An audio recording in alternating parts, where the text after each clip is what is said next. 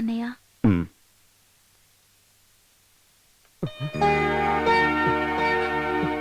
తమ్ముడు పాపా జరిగిన నిజాలన్నీ నాన్సీ ఇందాకే చెప్పిందయ్యా. జరిగిందంతా మర్చిపో, మమ్మల్ని క్షమించు. ఏంటన్నయ్యా ఇది? ఎందుకురా ఈ విషయాన్ని మాకు చెప్పకుండా దాశావు? కావాలని చేశానన్నయ్య. అన్నీ చెప్పాలని అనుకున్నాను. కానీ మన నాన్న పరువు ప్రతిష్టలు, గౌరవ మర్యాదలు బయట వాళ్లకు తెలిస్తే భారతి పెళ్లి ఇవన్నీ నాకు గుర్తొచ్చాయి. ఈ విషయం నాన్నకు తెలుసా? తెలీదు. తెలియకూడదు. తెలియాలి. నాన్నగారికే కాదు అందరికీ తెలియాలి ఏమో మన చెల్లి అని. ఈటన్నింటికీ కారకుడైన మధుకే గుణపాఠం చెప్పాలి. వాటికంటే ముందు ఈ అమ్మాయిని తీసుకుని నువ్వు మన ఇంటికి రావాలి. ఇంకా నువ్వేం మాట్లాడొద్దు. ఈ ఊళ్ళో ఉన్న అన్ని ఏనుగులు తీసుకొచ్చి ఊరేగింపుగా మిమ్మల్ని తీసుకెళ్తాను. అప్పుడు మీరే చూస్తారుగా.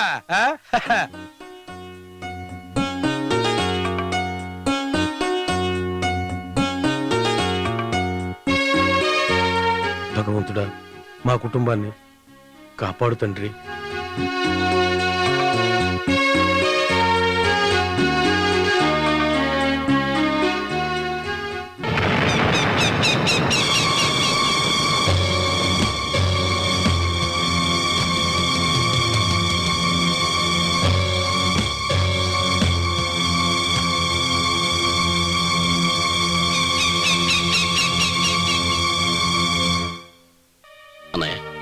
ఏంటిలా చూస్తున్నావు? వద్దు, నువ్వింకా నన్ను అలా పిలవద్దు.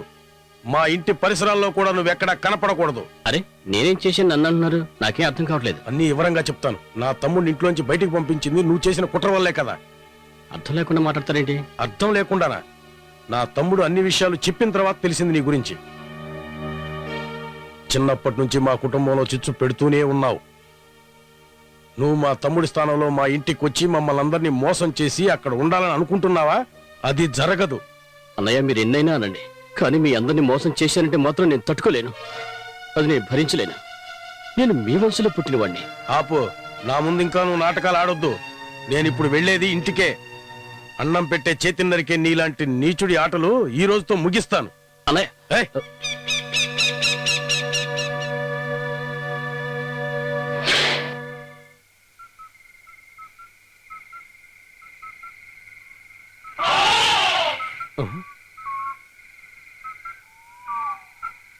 గణేష, నీకో సంతోషకరమైన వార్త తెలుసా?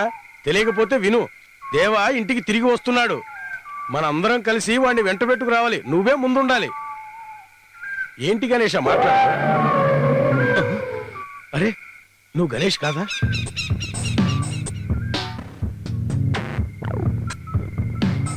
మధు నువ్వు? అనుకోలేదు కదూ. ఇది గణేష్ కాదు, దీన్ని రాజేంద్ర అంటారు. ఒకప్పుడు నిన్ను చంపటానికి ప్రయత్నిస్తే ఆ రోజు నువ్వు అమ్మేసినటువంటి అదే రాజేంద్ర. ఇప్పుడు నువ్వేం చేయబోతున్నావు? చెప్పను, చేసి చూపిస్తాను. చనిపోయిన ఏనుగుల్ని పాతిపెట్టిన ఇదే చోట నిన్ను కూడా పాతిపెట్టడానికి వచ్చాను. తప్పుకో, నేను వెళ్ళాలి. లేదు, నువ్వు ఇక్కడి నుంచి ఇంటికెళితే నా గుట్టు రట్టయిపోతుంది. దేవా తిరిగి ఆ ఇంట్లో అడుగు పెడితే నా దారి గోదారే. నన్ను వదిలిపెట్టే. అగో, పగబట్టిన మనసుతో నేను ఇన్నాళ్ళు ఎదురు చూస్తూ గడిపింది ఈ ఒక్క రాత్రి కోసమేరా.